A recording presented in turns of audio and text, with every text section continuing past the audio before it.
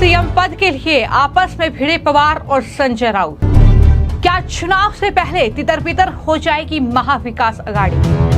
MVA की दरार क्या महायुति की बनाएगी सरकार? महाराष्ट्र में चुनाव के बीच महाविकास अघाड़ी में जबरदस्त फूट पड़ चुकी है। सीएम पद के उम्मीदवार को लेकर शरद पवार, उद्धव ठाकरे और कांग्रेस नेता आपस में भिड़ रहे हैं। अब शरद पवार ने एमवीए के नेताओं की टेंशन बढ़ा दी है। दरअसल शरद पवार ने मुख्यमंत्री पद के लिए अपने करीबी नेता जयंत पाटिल का नाम आगे कर दिया है और ये नाम अब उद्धव गुट के नेता संजय राउत और साथ ही कांग्रेस नेताओं को नागवार गुजर रहा है। संजय राउत ने जैसे ही जयंत पाटिल का नाम सुना वो भड़क गए और कहा कि शरद पवार के साथ इस बारे में वो बातचीत करेंगे क्योंकि ये तो तय ही नहीं हुआ है। दरअसल सांगली के इस्लामपुर में एनसीपी की एक रैली थी और उस रैली को संबोधित करते हुए शरद पवार ने ये कहा कि ये सभी की इच्छा है कि जयंत पाटिल राज्य के पुनर्निर्माण की जिम्मेदारी ले। तो यानी जयंत पाटिल को एक तरीके से वो सीधे तौर पर नहीं लेकिन इनडायरेक्ट तरीके से वो ये कह रहे हैं कि दरअसल उन्हें ही सीएम पद का उम्मीदवार बनाया जाए, जिसके बाद इस तरीके से अब सियासी हलचल जो है महाविकास अघाड़ी के भीतर वो बढ़ गई है। लगातार बैठकों का दौर जो है वो शुरू हो गया है और बता दें कि जयंत पाटिल जो हैं वो शरद पवार की एनसीपी की महाराष्ट्र इकाई के प्रमुख हैं और खबर ये है कि एक तरफ शरद पवार ने इस रैली में जयंत पाटिल के नाम को आगे कर दिया और वहीं पर उसके बाद जब जयंत पाटिल उस रैली में बोलने के लिए खड़े हुए तो लोगों ने उन्हें भावी मुख्यमंत्री बताते हुए नारे भी लगाए हैं। यानी ये नारेबाजी जनता के जरिए वहां पर की गई। हालांकि पाटिल ने जनता से यह कहा कि सिर्फ कोई उठक बैठक कर मुख्यमंत्री नहीं बन सकता, ये उनकी तरफ से जरूर कहा गया है। लेकिन जिस तरीके से ये असमंजस की स्थिति मुख्यमंत्री पद को लेकर महाविकास अघाड़ी के भीतर बनी हुई है, क्या ये अब महायुति की सरकार महाराष्ट्र में सीधे तौर पर बनाएगी, ये कहीं ना कहीं बड़ा सवाल है। हालांकि जब हम संजय राउत के बयान का जिक्र कर रहे हैं तो बता दें कि इस पूरे मामले को लेकर इंडियन एक्सप्रेस की जो रिपोर्ट है उसमें दरअसल संजय राउत का बयान सामने आया, जिसमें उन्होंने कहा कि अगर शरद पवार ने सीएम पद के लिए जयंत पाटिल के नाम का समर्थन करने के इस तरीके से संकेत दिए हैं तो हम उनके साथ चर्चा करेंगे।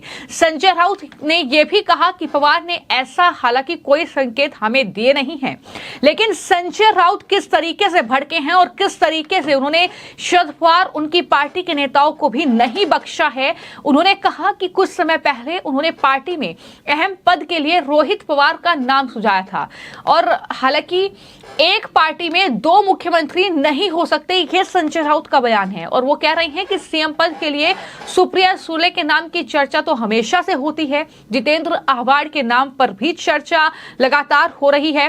5 से 6 लोग मुख्यमंत्री नहीं बन सकते। राउत का कहना है कि हम लगातार पिछले 2 महीने से उद्धव का नाम आगे कर रहे हैं, सीएम उम्मीदवार के नाम का ऐलान करने के लिए हम कह रहे हैं एमवीए से, लेकिन जिसे कांग्रेस और शरद पवार की पार्टी ने अब तक नहीं माना है। यानी संजय राउत शुरू से ही लगातार उद्धव ठाकरे के नाम को आगे कर रहे हैं कि वही दरअसल एमवीए के सीएम पद के उम्मीदवार होने चाहिए। वहीं पर कांग्रेस पार्टी के नेता नितिन राउत का बयान भी सामने आया है। नितिन राउत ने कहा है कि शरद पवार ने जो कहा जयंत पाटिल सीएम बनने की खूबियां हैं, हर पार्टी अपने नेता के बारे में इस तरह की बात करती है, लेकिन आखिर में कांग्रेस नेतृत्व ही फैसला लेगा।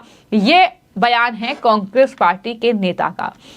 अब आप देख लीजिए कि किस तरीके से एक तरफ एमवीए का हिस्सा शरद पवार जो है जयंत पाटिल के नाम को आगे कर रहे हैं, दूसरी तरफ संजय राउत ये कह रहे हैं कि नहीं, उद्धव ठाकरे ही मुख्यमंत्री पद के उम्मीदवार होंगे। तीसरी तरफ कांग्रेस पार्टी के जो नेता हैं वो इस पर प्रतिक्रिया देते हुए कह रहे हैं कि नहीं, कांग्रेस नेतृत्व ही फैसला करेगा। तो जिस तरीके से ये बयानों की झड़ी लगी हुई है, जिस तरीके से ये बयान सीएम पद को लेकर सामने आ रहे हैं, सवाल ये है कि क्या इस तरीके से महाविकास अघाड़ी मिलकर महाराष्ट्र का चुनाव लड़ पाएगी? और अगर मान लीजिए कि चुनाव भी लड़ लिया तो क्या वो सीएम पद का जो चुनाव है वो कर पाएगी? तो ये कहीं ना कहीं बड़ा सवाल इस वक्त उठ रहा है। और हालांकि इस पूरे घमासान के बाद शरद पवार दोबारा सामने आए, उन्होंने उद्धव ठाकरे के साथ जो है बातचीत की और शरद पवार ने सीएम पद के मुद्दे को लेकर फिर अपने बयान से ही वो पलटी मार गए। उन्होंने कहा कि ये मुद्दा हमारे लिए खत्म हो चुका है, क्योंकि हमने उद्धव ठाकरे के साथ मिलकर ये तय कर लिया है कि चुनाव नतीजे आने के बाद ही दरअसल हम सीएम पद को लेकर चर्चा करेंगे। पाटिल को लेकर उन्होंने कहा कि जयंत पाटिल सीट शेयरिंग को लेकर फैसला ले रहे हैं, उन्हें बड़ी जिम्मेदारी दी गई है। तो ये कहीं ना कहीं अपने बयानों पर एक तरीके से पर्दा डालने की कोशिश भी हो रही है कि किसी तरीके से ये फूट जो है खुलकर सामने ना आ पाए, क्योंकि जाहिर तौर पर अगर ये इस तरीके की फूट जनता को दिखेगी तो जनता एमवीए के लिए वोट नहीं करेगी, जनता उद्धव ठाकरे, शरद पवार या कांग्रेस पार्टी के लिए वोट नहीं करेगी। यही वजह है कि अपने बयानों पर पर्दा डालने की कोशिश, लेकिन हर एक राजनीतिक दल का नेता महाविकास आघाड़ी में यह चाहता है कि उनकी ही पार्टी का जो नेता है वो दरअसल सीएम पद का उम्मीदवार बने, वही अगर जीतती है एमवीए तो वही मुख्यमंत्री बने। तो इसको लेकर किस तरीके का बड़ा घमासान जो है वो दरअसल महाराष्ट्र में देखने को मिलेगा, वो देखना होगा। जहां अभी तक सीट शेयरिंग का फॉर्मूला तय नहीं हुआ है, वहां मुख्यमंत्री पद तो छोड़िए, वहीं पर बात अगर महायुति की जाए तो जाहिर तौर पर महायुति में कितनी एकजुटता है, तस्वीरें हाल ही में निकलकर सामने आ गई। जब हरियाणा के मुख्यमंत्री का शपथ ग्रहण समारोह था,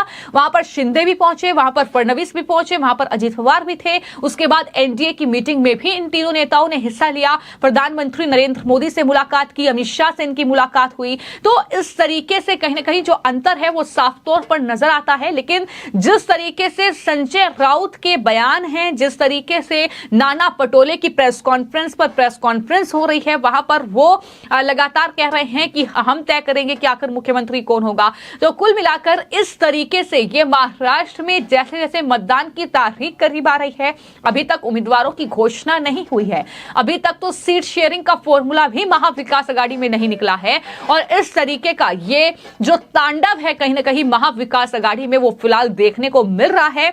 और देखना दिलचस्प होगा कि चुनाव की तारीख करीब आने तक ये सियासी जो संग्राम है महाराष्ट्र का, ये किस तरीके से बढ़ता हुआ नजर आता है। और क्या सवाल ये भी उठता है कि क्या महाविकास आघाड़ी चुनाव तक, वोटिंग तक एकजुट रह भी पाएगी या नहीं, ये भी कहीं ना कहीं देखने वाली बात होगी। लेकिन वहीं पर बीजेपी लगातार अपनी रणनीति के तहत चुनावी मैदान में उतरी हुई है, लगातार वहां पर भी बैठकों का सिलसिला जारी है, वहां पर भी लगातार उम्मीदवारों पर मंथन हो रहा है। सीट शेयरिंग के फॉर्मूले पर अंतिम मोहर जो है वो हालांकि ऑफिशियल नहीं लगी है इस तरीके की, लेकिन जानकारी निकलकर सामने आ रही है कि जो बैठक हुई है उसमें ये सीट शेयरिंग का फॉर्मूला निकाल लिया गया है। तो कुल मिलाकर ये चुनाव में कहीं ना कहीं खूब जो है सियासी बयानबाजी का दौर तो देखने को मिल रहा है। लेकिन वहीं पर महाविकास आघाड़ी में चुनाव यानी वोटिंग से पहले ही ये जबरदस्त फूट जो है नेताओं के बीच देखने को मिल रही है। हालांकि एकजुट होने का संदेश बार बार देने की कोशिश,